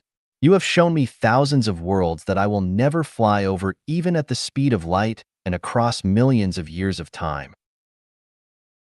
O my Lord, Allah, ancestor of Buddha, greatest creator. Since I have known you, I have always lived in a state of inspiration and excitement. I cannot express my gratitude in praise or extol to you in words. Just see the biological wave around my body, my amplitude, my wavelength and frequency have been completely transformed. O Allah, ancestor of Buddha, greatest creator who has created everything in the universe. I can achieve perfect human nature with your favor and transcend over vulgarity with your patient guidance. I have renounced material desire, conquered death, and transcended time and space. After only a few years in the mortal world, I have reached the realm that ordinary people never attain even after dozens of cycles of samsara and across hundreds of years. The key factor for my leap of spiritual quality lies in my full and sincere faith in you. As Jesus taught us, if your faith were only as great as a grain of mustard seed, then even if you tell a mulberry tree to be uprooted and planted in the sea, it would be done. This is the truth. Where faith comes, iron and steel melt, cancer disappears, demons are defeated, and even heaven and earth can be reversed.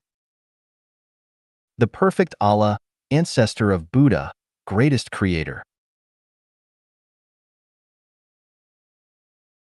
In the past, I thought that a blissful state of life should be described as seasonal rain falling after a long drought, meeting an old friend in a distant land, holding a loved one on a wedding night, or as a name that is listed as a winning candidate. But now I know the infinitely splendid wonderland that exceeds the above by 1,000 times, even 10,000 times. Every cell in my body is joyous and excited. Every nerve in my body sings and dances. Oh, greatest creator! All that I have attained is from your gifts.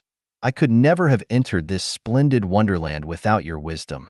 Once again, I sing praise to you, extol you, and thank you sincerely. Heavenly and benevolent Allah, ancestor of Buddha, greatest creator.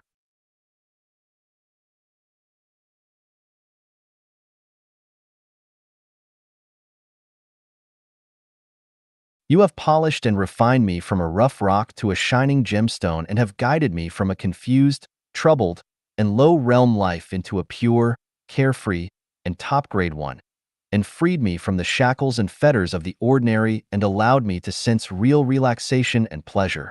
In the past, I was sad when I encountered troubles, complained when I was set back, was frustrated when I met obstacles, and was negative and pessimistic when I experienced adversity. I was so childish and ridiculous. It was you who cleared the thick fog in front of my life and made me see clearly that people are just wandering around aimlessly and disorderly in the mortal world, so that I could understand the law of causality and find the best way of life. Peerlessly wise Allah, ancestor of Buddha, greatest creator. Although I have transcended over vulgarity, comparing my wisdom with yours would be like comparing an oil lamp swaying in a storm to the mighty sun. My wisdom is like drops of water percolating through seams and rocks, while yours is like the roaring ocean. I pray for you to guide me, spur me on, encourage me constantly, and bestow more wisdom upon me so that I will be able to climb the towering mountains that prevent me from perceiving my nature and appreciating the magnificent view of other amazing worlds. Insightful greatest creator. I have just reached the first floor. Though I have achieved perfect human nature, Satan will never stop tempting me.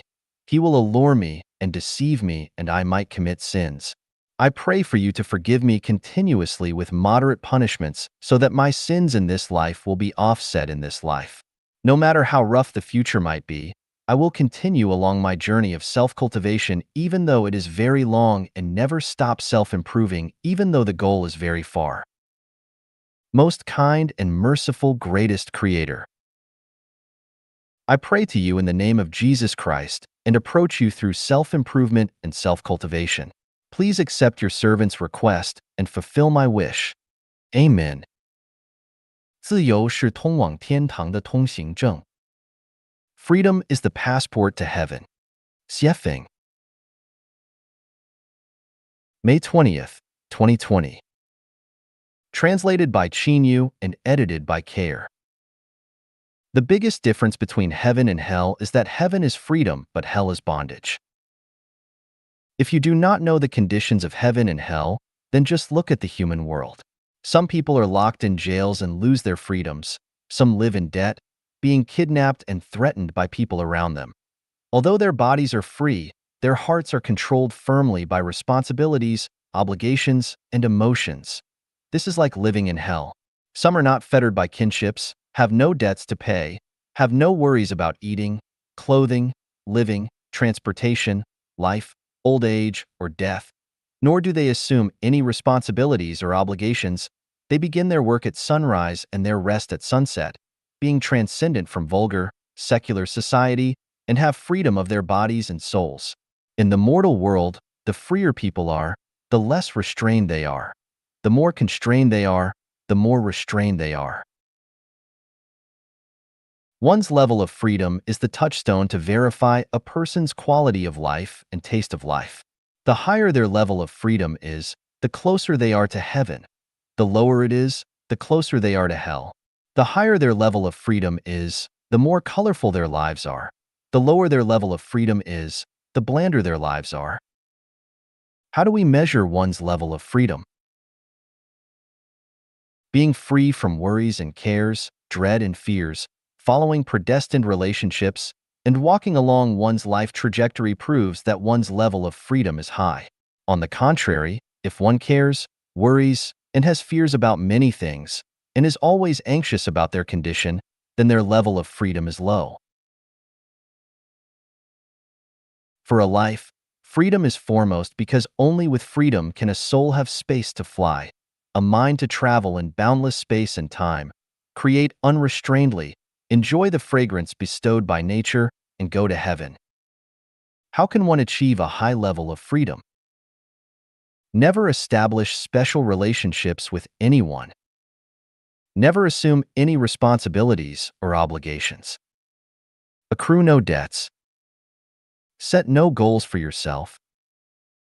Own nothing. The more you own, the less freedom you have. Promise nothing to anyone. Set no restrictions on yourself.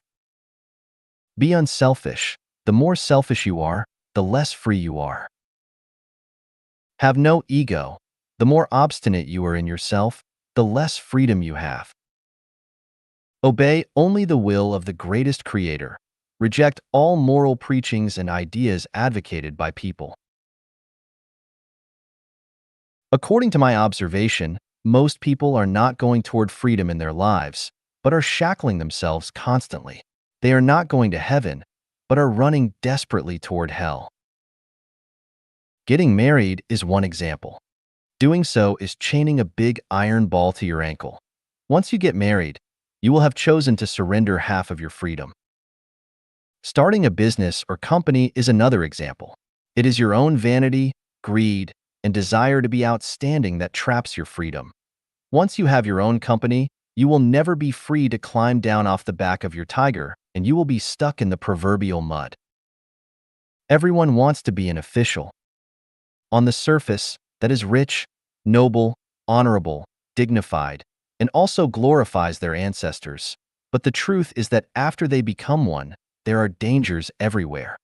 They live hypocritically and always lie to the point where even they do not believe what they say. They cannot say what they want or match their words with their deeds, which proves that they are not free at all. People are born into the realm of necessity. There are 18 factors that people cannot control by themselves. Therefore, as people, no one is truly free in their lives. They are wrapped in the waves of their times and have to rise and fall with them. Therefore, the essence of their lives are tragic. People knowing this take part in self-cultivation and self-refinement, try to get rid of the shackles of the kingdom of necessity and move towards the kingdom of freedom. However, this road is very difficult. It is like putting two piles in front of you, one of which consists of honor, power, money, beautiful women, handsome men, villas, luxury cars, people's compliments and admiration, while the other one has nothing but a letter of credit called freedom. Which pile do you choose? 99% of the people will always choose the first pile because the temptation of it is so strong. But for sure, those who choose the first pile will definitely lose their freedom. There is only one road from the kingdom of necessity to the kingdom of freedom. This is the tour guide's roadmap. It is only by following it strictly that one can have any hope of reaching the land of freedom. If any links are omitted, failure is guaranteed. 千百年来修行者的迷区 The practitioner's confusion for thousands of years. Xiefeng. January 12, 2021. Translated by Qin Yu and edited by Kair. In 2008, I hired an African girl to help with my housework in Zimbabwe. My reason for choosing her was that she went to church every week, and I believe that regular churchgoers must be good in both character and in learning. Then my neighbors, an elderly British couple, later told me that she had stolen several things from them when I had her clean their rooms and yard when they went on a trip to South Africa and left their home in my charge. This is being noble when entering the church but absurd when leaving it.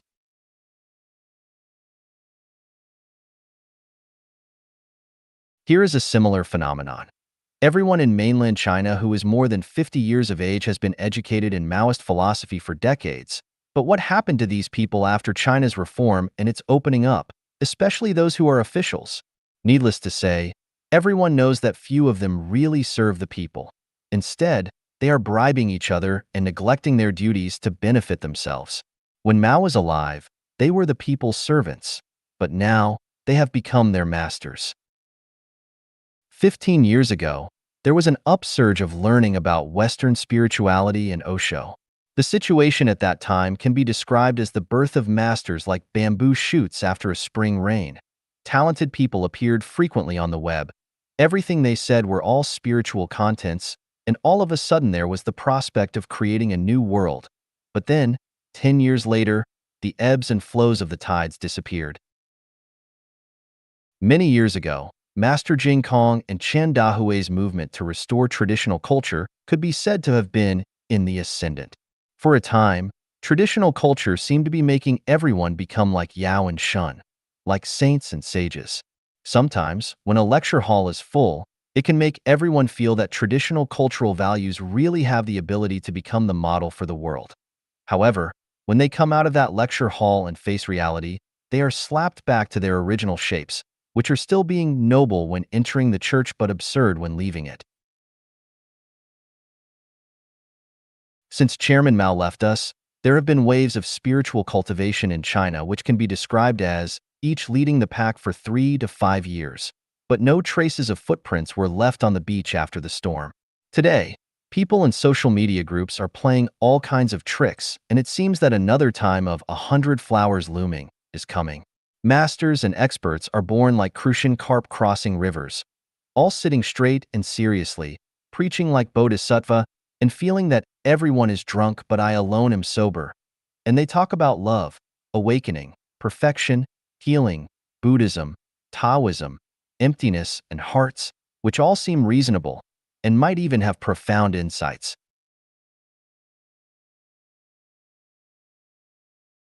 The sad reality is that no matter who you are, after you have learned so much, spoken so much, and understood so much, you will often find that after just a few years or decades, you are standing in the same place. You have not entered the Elysium world. You are still having constant worries, and that your beautiful bubble has burst instantly. This is the confusion of the practitioner for thousands of years. The problem is that you did not build a life and a life program according to what you have learned and wanted. Without the guarantee of the program, you were quickly, or even instantly, beaten into a prison of trouble by the cruelty of reality, and you had quickly compromised to reality and further surrendered. At this time, you can only sigh. Once you get into this world, you have to deny yourself more or less. This is the reason why I believe that program construction is more important than moral education. Looking back on the history of mankind, people who want to be sages and saints have come in rapid succession, but very few have actually followed through. The key to the problem is that mankind has not built a program that can create many sages and saints and maintain their states throughout their lives. In 2009, I built a program which after 10 years of practice had borne nearly 100 sages and saints. If you can imagine, many farmers with only basic school educations have the qualities and understandings of sages and saints, and they live beautifully like celestials. If there were no such program, if I had only written articles on the web which just continued on, then all this would have been impossible. And if I were to abolish this program and let those saints and sages return to their original lives, then before long, they would soon return to being mortal or even laity. So, I want to tell every practitioner that even if you study online all day, and if you have learned something that can be taught to others, if you do not build a program and that supports it, then with only your preaching, it will all come to nothing. If the African girl whom I talked about at the beginning of this article had been kept in an environment like her church, then she would have never developed a heart for stealing, and she would never have stolen. My other example was the phenomenon of official corruption. No matter who you were, once you entered the new Oasis for Life program that I created, you would never become corrupt or accept bribes because the program does not have the soil and conditions to ever make you that way.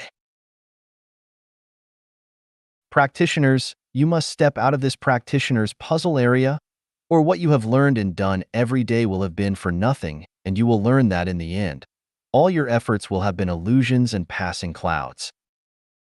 佛祖显灵是迷津. The ancestor of Buddha's revelation. Xiefeng. November 10th, 2018. Supreme ancestor of Buddha, I have been self-improving and self-refining for more than 20 years, but I have not obtained anything. Where is the fairness of Tao? How do you self-refine and how do you self-improve? My self-refinement is mainly to enlighten my mind and transform my consciousness, to calm my mind, stop my desire, manage my mind, have a mind of integrity, keep an open mind, have a sedated mind, maintain a pure mind, and to do what I want to do to have a peaceful mind. At the same time, I apply unconventional thinking, gradually separate from the consciousness of animals and humans, and establish the consciousness of a celestial being and Buddha. My self-improvement is mainly selfless dedication and unconditional giving. Meanwhile, I try my best to pay off my debts and finish all my secular ties. What do you want? Why are you questioning the justice of Tao? As a person, I need a gracious life. As an enlightened one, I need to have supernatural powers. However, after improving myself for more than 20 years, I have lost my house, car, money, and haven't got any power, status, fame, or fortune, and I have no magic power at all. People around me live better than me. They're all laughing at me. So, I am more and more confused. If the result of selfless dedication and unconditional giving is that I do not live as well as others, ancestor of Buddha, could you tell me if I have taken the wrong path? You didn't go wrong on the path of self-improvement and self-refinement, but there is something wrong with the direction and goal of your enlightenment, and your understanding is not thorough. Ancestor of Buddha, please give me some guidance. For more than 20 years, you have been almost free from illness and have not encountered any disasters. Do you know how many people have been struggling with illness and have died in disasters in the past 20 years? About 800 million people are suffering from illness, and about 600 million people die abnormally. Don't you think that your safety for more than 20 years is the result of self-improvement and self-refinement? For more than 20 years, you have hardly suffered from insomnia, and you have slept soundly. There are not many annoying things that disturb your mind, and you are not worried about thieves and robbers stealing from you and robbing you. What a blessing! Don't you think it is the result of self-improvement and self-refinement? For more than 20 years, you have known and made many pure confidants. Not only do they cause no troubles and pains to you, but happily accompany you on your life journey. You realize that they will provide you with useful help unconditionally whenever you need them. Isn't this the result of your self-improvement and self-refinement? For more than 20 years, through continuous selfless dedication, You have gradually repaid the debts you owed for many generations. You have gradually finished your secular ties and have been close to heaven. Your future is becoming gradually clear and bright, away from hell, and you are gradually getting rid of the program of reincarnation. Isn't this the fruitful result of your persistent self-improvement and self-refinement? What you get is not only the above, but there are also many more things that I do not need to describe in detail here. When you open your Buddha's eye, you will know everything. You must know that avoiding illness and disaster is equal to gaining. Achieving a balanced life and happiness is equal to gaining. Paying off your debts and ending secular ties is even more gaining. And being close to heaven is a blessing over a blessing. Do you still doubt the justice of Tao? Are you still confused? I am grateful for your teaching, but I still feel that the result of more than 20 years of self-improvement and self-refinement is emptiness. Compared with the wealthy people around me, I still feel that I have made no practical achievements and I am not confident enough to continue on this road in the future. I understand your feelings. There are countless temptations in life in this world, and you have not yet stepped out of the temptation maze. Go and learn from nature. I hide all secrets and mysteries in the principles and laws of all things and phenomena. If you observe and think carefully, it is not difficult to gain true knowledge. For example, observing a fruit tree, from the spring budding and growth to the flowering and fruiting to the final maturity, it needs a process. The time for real maturity is very short, and the time for gestation is very long. Your 2 decades of self-improvement and self-refinement belongs to the gestation period. Do you understand? Observe how the ewe gives birth to a lamb. The lamb stays in the womb of the ewe before it is born, growing and developing.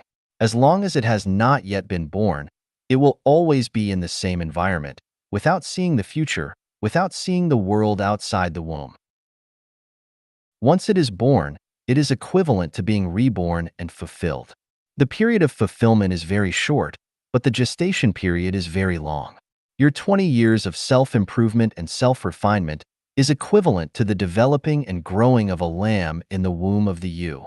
As long as you do not get out of the womb, it is natural and understandable to be confused, but irritability is not necessary. You must be convinced that one day you will get out of the womb and enter the world of nature, and you must believe in the power and rules of these procedures. I am grateful for your teaching and guidance. I understand and my heart is bright now. I will continue to develop and grow in this big womb of the world and strive to be born in the heavenly world one day. 修行修炼是一门科学. Self-improvement and self-cultivation is a science. Xiefeng.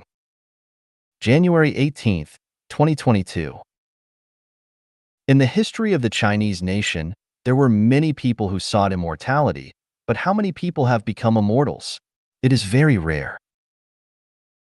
In the history of the Chinese nation, there were many people who studied Buddhism, but how many people have become Buddhas? Very few. In the history of the Chinese nation, there were many people who learned Qigong and wanted to obtain supernatural powers, but how many people have obtained supernatural powers? Just a drop in the bucket. Why there are so many who learn, but only a few who succeed? The core factor is that everyone regards self-improvement and self-cultivation as a form of metaphysics rather than a science. Laws, verification, and methods are the 3 elements of science. To self-improve and self-cultivate, one must first determine the purpose. If there is no definite purpose, it is like a leaf blown by the autumn wind in the wilderness. Then one must find the law to reach the destination, which can also be called a roadmap. If you cannot find the law, roadmap, you can only practice blindly. After finding the law, roadmap, you need to verify it. You can verify it on yourself or on others. What do you verify? You verify that the found law, roadmap, is correct and effective. If it cannot be verified, the so-called law, roadmap, is not accurate, and it must be false. If the law is proven to be correct, it is necessary to find the way and the method to reach the destination according to the law. The theories of Chinese immortality, Taoism, and Buddhism lack scientific basis. Are there any laws? No. Is there any evidence? It is rare. Is there a way? No. Of course, you can say that there are 84,000 ways, or that all roads lead to Rome, but 84,000 ways and all roads do not necessarily lead to the destination. And it is also possible to walk to a destination that is a million miles